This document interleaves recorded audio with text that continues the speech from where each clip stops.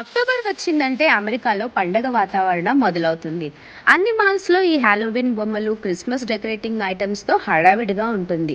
October మంత్‌లో Halloween, నవంబర్‌లో thanksgiving and Black Friday, డిసెంబర్‌లో క్రిస్మస్ ఈవ్ సెలబ్రేట్ చేస్తారు. అక్టోబర్ మంత్ మొదలవగానే ఈ హాలోవీన్ సెలబ్రేట్ చేసుకునే వాళ్ళు ఇళ్ళని ఇలా దెయ్యాల బొమ్మలతో అలంకరించుకుంటారు. ఈ మంత్ అంతా ఎక్కడో ఒక చోట హాలోవీన్ పార్టీస్ జరుగుతూనే ఉంటాయి. మేము కూడా యూనివర్సిటీ అండ్ చర్చ్‌లో జరిగిన హాలోవీన్ పార్టీస్‌కి అటెండ్ అయ్యాము. ఇక్కడ పిల్లలందరూ డిఫరెంట్ డిఫరెంట్ కాస్ట్యూమ్స్‌లో రెడీ అయ్యొచ్చారు. వీళ్ళకి చిన్న చిన్న గేమ్స్ కండక్ట్ చేసి క్యాండీస్ ఇచ్చారు. హాలోవీన్ అంటే all hallows eve or all saints day. అసలు ఈ హాలోవీన్ అనగానే ఏంటి ఈ దయ్యాల పండగ అనిపిస్తుంది కదా. పంటకాలం పూర్తయి చీకటి రోజులుగా పిలువబడే చలికాలం మొదలయ్యేప్పుడు చనిపోయిన ఆత్మలకి బ్రతికున్న మనుషులకి మధ్య వ్యత్యాసం చాలా బలహీనంగా ఉంటుందని ఐర్లాండ్, స్కాట్లాండ్లోని ప్రజలు నమ్మేవారు.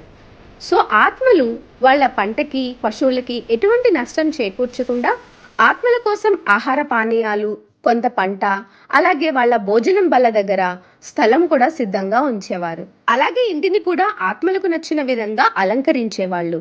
అదే రోజు క్రైస్తవులు మరణించిన పరిశుద్ధులను జ్ఞాపకం చేసుకుంటూ ఆల్ సైన్స్ డే జరుపుకునేవాళ్ళు. ఐర్లాండ్ అండ్ స్కాట్లాండ్లోని ప్రజలు క్రైస్తవ్యాన్ని స్వీకరించిన తర్వాత Samhain and All Saints Day కలిపి ఈ రకంగా సెలబ్రేట్ చేసుకుంటున్నారు.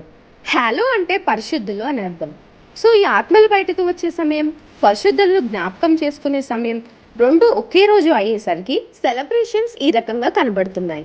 ఇక్కడ మా పిల్లలు కూడా పంప్కిన్ కార్వింగ్ చేశారు.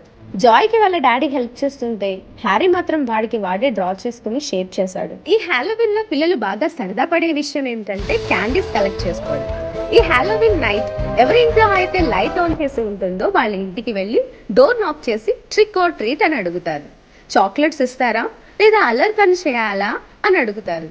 సో ఇలా ఇంటింటికి వెళ్ళి క్యాండీస్ ని కలెక్ట్ చేసుకుంటారు. ఇలా పంప్కిన్ ని రకరకాల షేప్స్ లో కట్ చేసి మధ్యలో లైట్ పెట్టి ఇంటి ముందు అలంకరించుకుంటారు. చాలా మంది క్రైస్తవులు ఈ హాలోవీన్ ని చనిపోయిన పునీతులను జ్ఞాపకం చేసుకునే రోజుగా చేస్తారే కానీ ఇలా దెయ్యాల బొమ్మలతో అలంకరించుకోరు. ఇవండి ఇక్కడ హాలోవీన్ సంగతులు. నచ్చినట్లయితే లైక్ చేయండి. మరిన్ని మంచి మంచి వీడియోస్ కోసం సబ్స్క్రైబ్ చేయండి. Bye bye.